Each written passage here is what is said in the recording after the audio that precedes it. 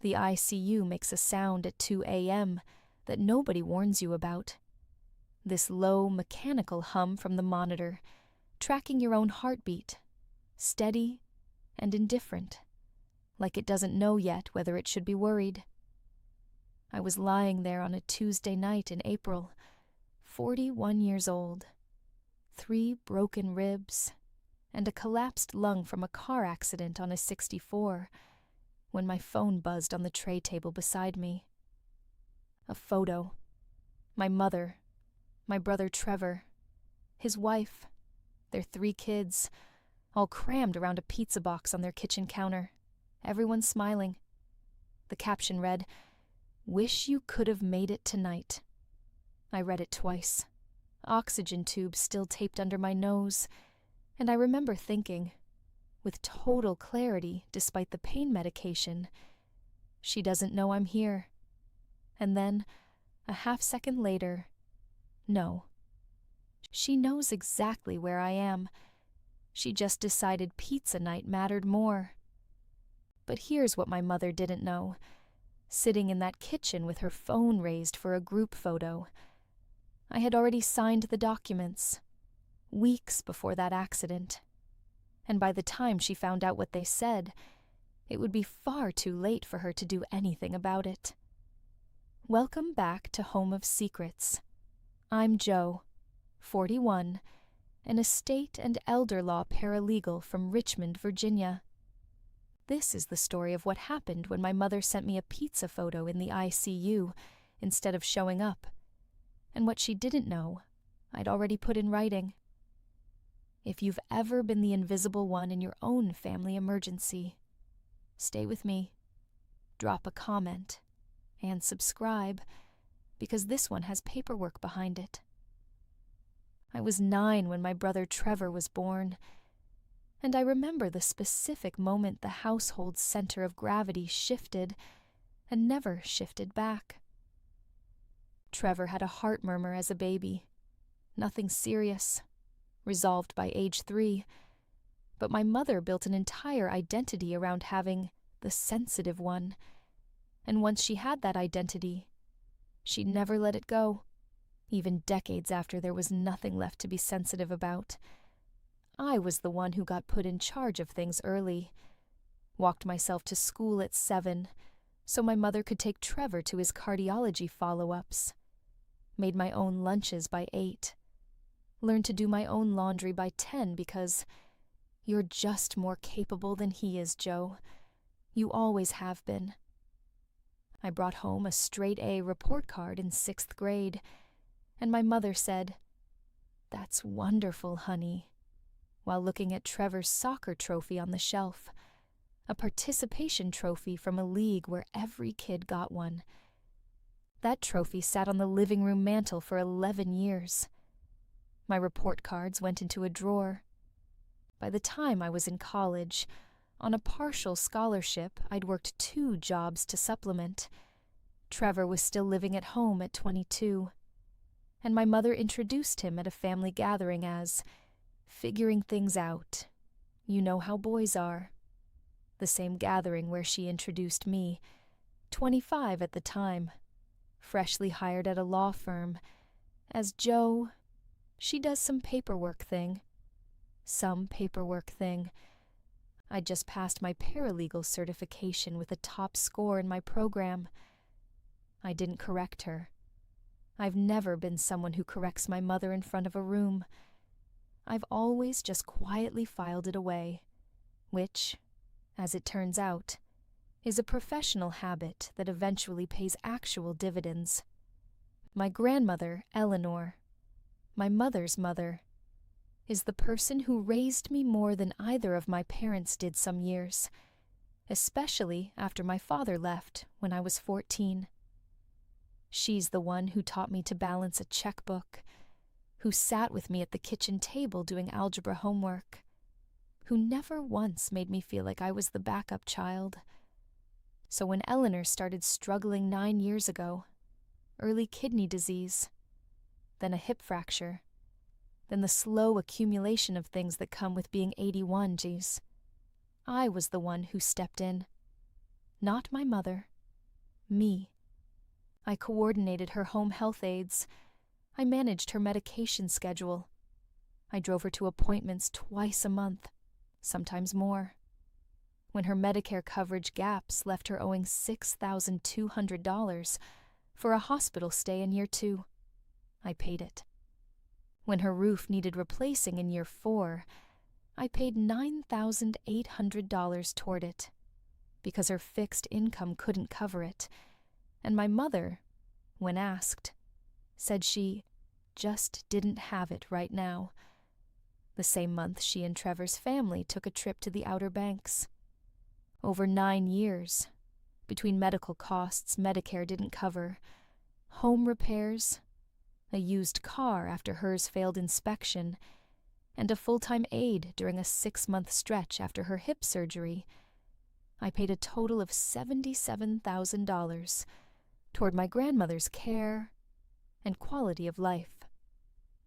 My mother visited Eleanor maybe once a month, usually for under an hour, usually bringing Trevor's kids along as a kind of built-in conversation piece, so she wouldn't have to sit with her own mother in silence. At Eleanor's 88th birthday, my mother stood up and said, to the small gathered family, "I don't know what we'd do without Trevor stopping by so much." And Trevor, who had visited exactly twice that year, smiled and said, "Just doing what family does." I sat there with a spreadsheet in my email drafts folder that would have told a very different story, and I said nothing, because I have never once needed an audience to know what was true. There's a specific kind of exhaustion that comes from being both the responsible one and the invisible one at the same time. You'd think those couldn't coexist. In my family, they were the exact same job description. I want you to sit with one more number before we move forward, because it matters later. 9 years ago, when Eleanor first started struggling, she asked me, not my mother, me, to help her get her affairs in order. I was already working in elder law by then. I helped her execute a power of attorney, naming me as her agent, and a will, naming me as executor, both properly drafted by the attorney I worked for, both properly witnessed and notarized, both filed with the appropriate county records years before any of what's about to happen even started. My mother never knew any of that existed. That's not an accident. That's foreshadowing. The accident happened on a Tuesday evening in April. A driver ran a red light on I-64, doing 60 in a 45 zone, and hit my car broadside. 3 broken ribs, a collapsed lung, a concussion, 4 days in the ICU, another week in a regular unit after that. I texted the family group chat myself, from the ambulance, one line. Been in an accident, heading to VCU Medical. Will update when I can.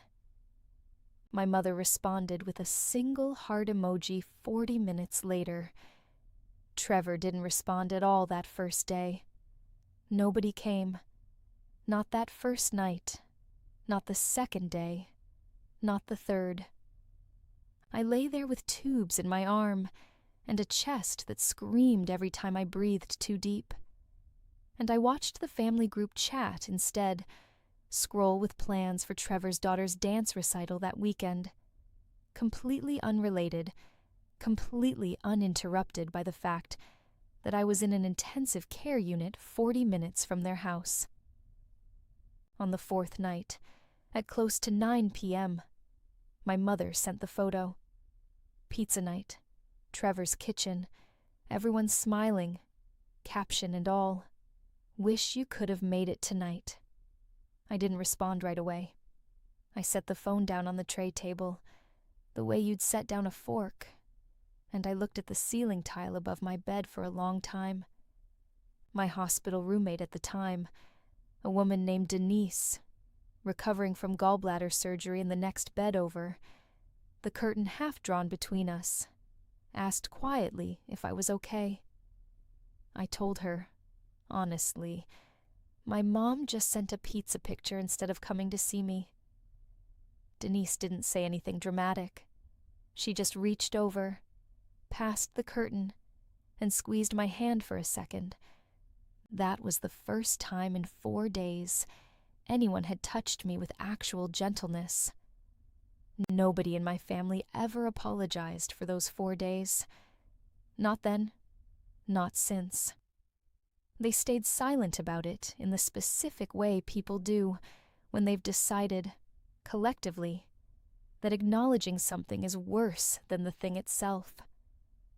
I was discharged 9 days after the accident.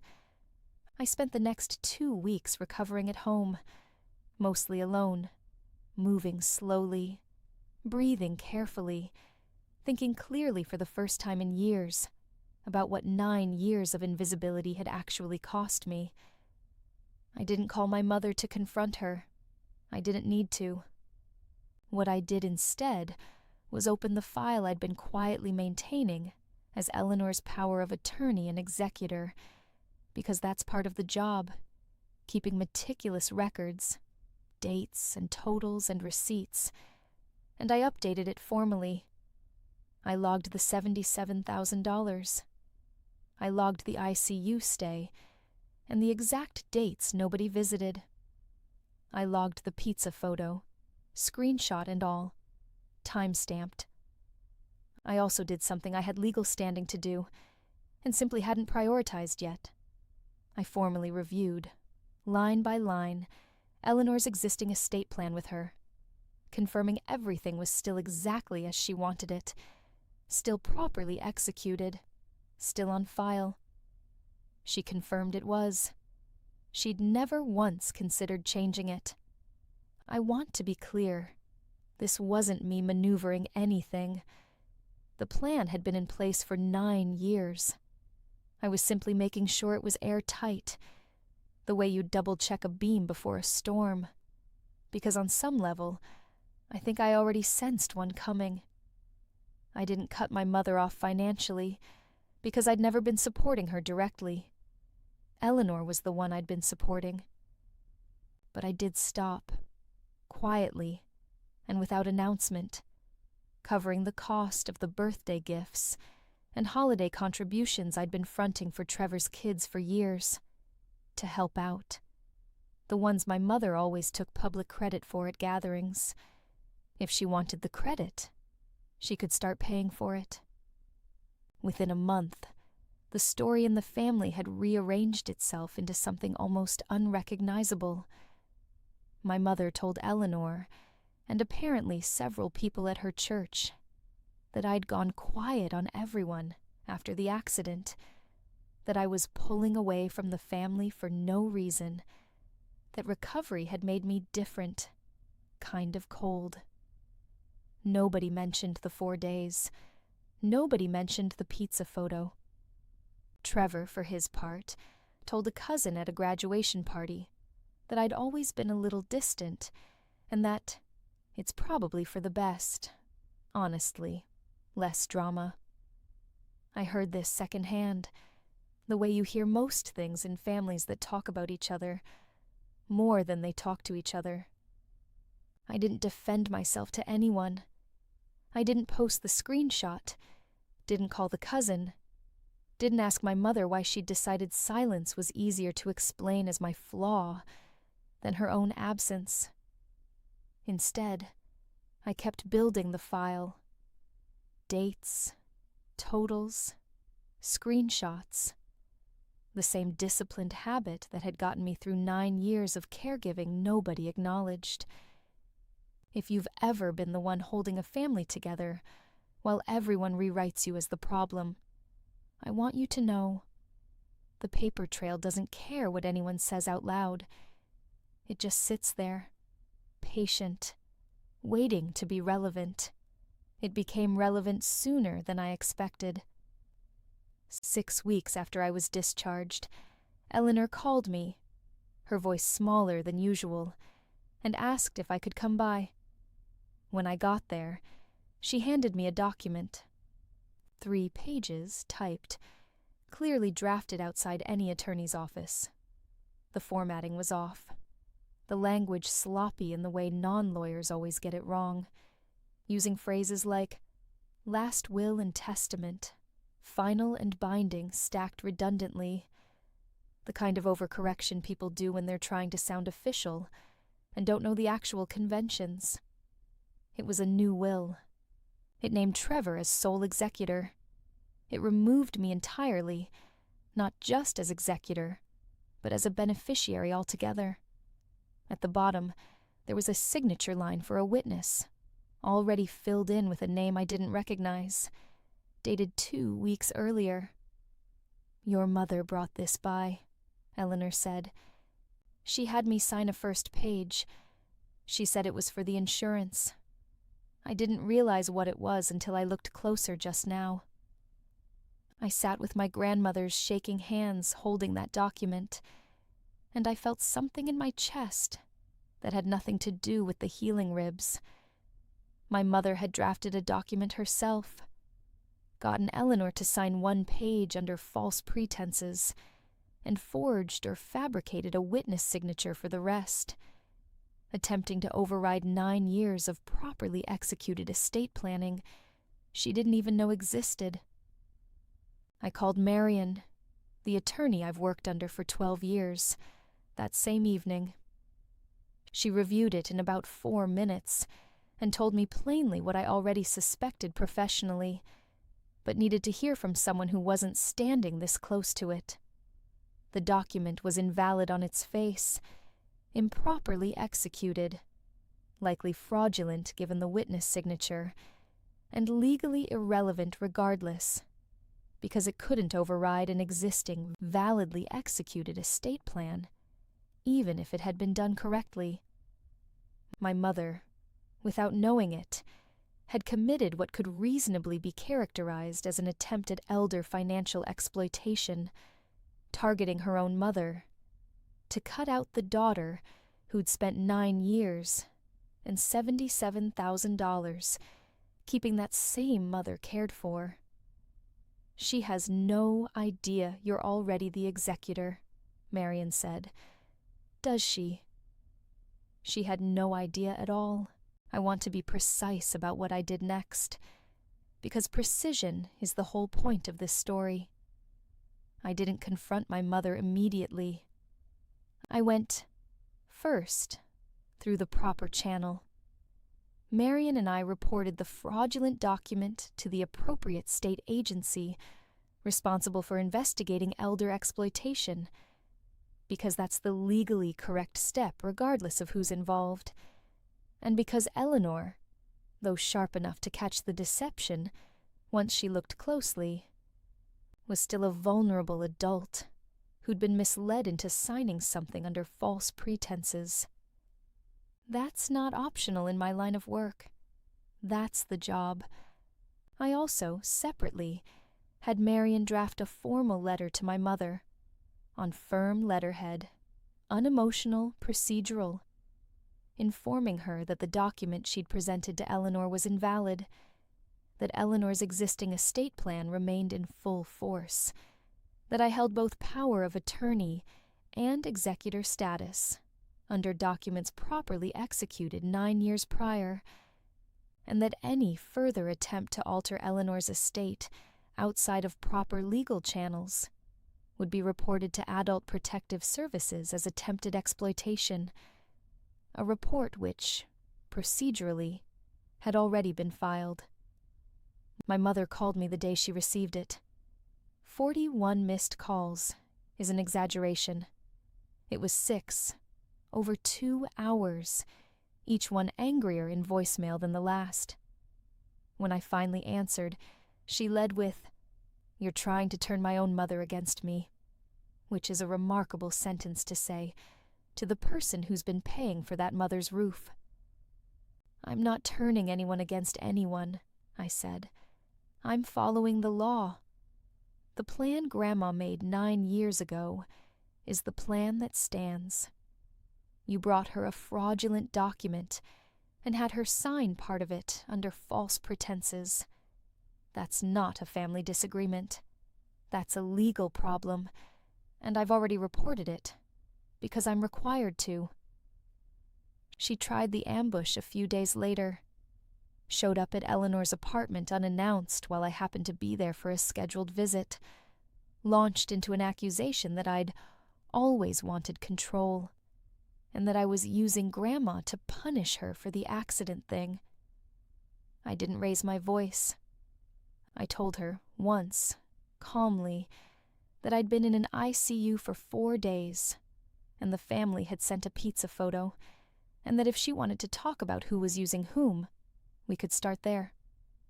She didn't have an answer for that. She left without one.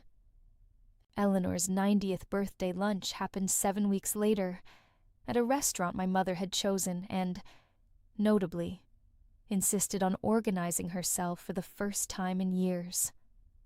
I understood why the moment we sat down, and she stood up before the appetizers had even arrived, announcing that she wanted to use the occasion for a family meeting, since we're all here, and pulled out a folder. It was the same will, a second copy, freshly printed, this time with a different witness name filled in. Mom's getting older, she said, looking around the table at Trevor, his wife, their kids, 2 of Eleanor's old friends from church who'd been invited along. And I think it's important we make sure her wishes are clear and properly documented for everyone's protection. Eleanor, sitting at the head of the table in a soft blue cardigan, looked at the folder, then at my mother, and said quietly but clearly, "Carol, I already told you. I'm not signing that." "Mom, it's just a formality." "It's the same paper," Eleanor said. "The one you tricked me with before. Joe already explained it to me. I have a will. I made it 9 years ago. Joe's my executor. That's not changing today." My mother's face did something complicated, a kind of scramble, trying to recover a room that had just watched her own mother correct her in front of witnesses. She looked at me. "Did you put her up to this?" "She put herself up to it," I said, calm, not raising my voice, the same register I use closing out a difficult case file. I reported the first version of that document to Adult Protective Services 6 weeks ago, because it was fraudulent. I have the file number if you'd like it. I was in the ICU for 4 days in April, Mom. You sent a pizza picture. I've spent 9 years and $77,000 making sure Grandma is taken care of. And somewhere in there, you decided the best use of your time was drafting a fake will behind her back. The table went silent, the specific silence of people recalculating everything they thought they understood about who'd been doing what in this family. Trevor, to his credit, or maybe just his instinct for self-preservation, said nothing at all, staring at his water glass. My mother sat back down, folder still in her hands, and said, quiet now, almost to herself, "I just wanted to be the one who mattered for once." It wasn't an apology. It was, I think, the truest thing she'd said in years, and it landed heavier in that silence than any accusation could have. The Adult Protective Services investigation confirmed what Marion and I already knew. The document was invalid, and while my mother ultimately wasn't criminally charged, given Eleanor's own decision not to pursue it further, a formal finding of attempted financial exploitation was entered into the state's registry, a record that will follow her if she ever attempts anything similar with an elderly relative again.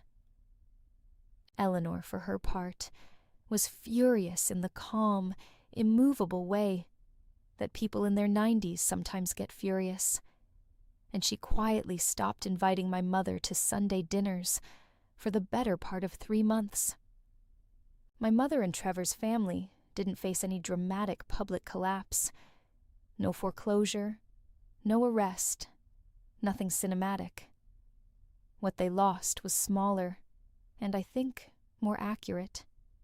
The ability to keep telling themselves a version of our family where I was the cold, distant one, and they were simply doing what family does. Eleanor stopped letting that story stand unchallenged, and once she stopped, other relatives quietly started noticing the math too. As for me, I recovered fully from the accident by that summer. Eleanor's estate plan remains exactly as it's been for 9 years, properly executed, properly filed, nothing left to chance. Denise, my old ICU roommate, and I still get coffee once a month. She was the only person who showed up with any real gentleness during the worst 4 days of that spring, and I've made sure that kind of gentleness has a permanent seat at my table now. I still have the screenshot of that pizza photo saved in the same folder as my grandmother's original power of attorney documents. Different kinds of paper. Same drawer, in a sense. One holding what my family actually gave me. The other holding what I quietly made sure could never be taken away. Eleanor turned 91 this spring. We had a quiet lunch, just the two of us. No folders, no witnesses needed. She told me, over coffee, that she was proud of me. Not for the paperwork, she said, but for staying steady when nobody else in the family did. I didn't cry. I just said thank you, and meant it more than I've meant most things. Family isn't the people who show up in a group photo with a caption attached. It's the people who show up when there's no photo to take at all. In a hospital room, in a shaking hand holding a fraudulent document, in the quiet, unglamorous years nobody claps for. If you've ever been the one everyone assumed would just handle it, you already know the paperwork was never really the point. The point was that you kept showing up anyway. If this one hit close to home, share it with someone who's ever been the invisible one in their own family. Drop a comment and tell me what you would have said at that birthday lunch. And if you haven't already, subscribe. There's more where this came from.